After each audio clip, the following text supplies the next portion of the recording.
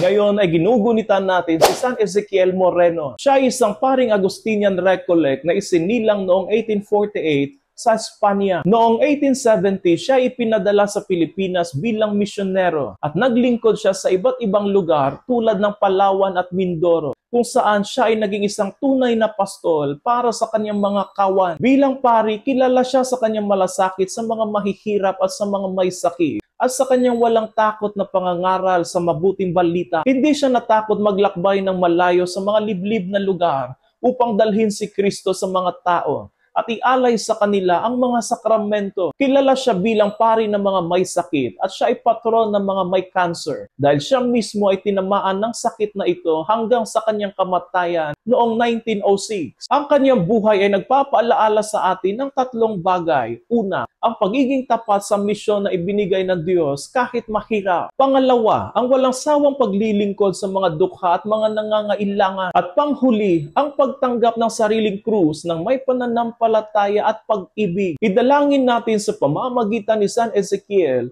na nawa tayo din ay kaya mag-alay ng sarili para sa kapwa at kahit sa gitna ng paghihirap, sakit at pagsubok, manatili tayo matatag at tapat sa Panginoon. San Ezekiel Moreno, ipanalangin mo kami.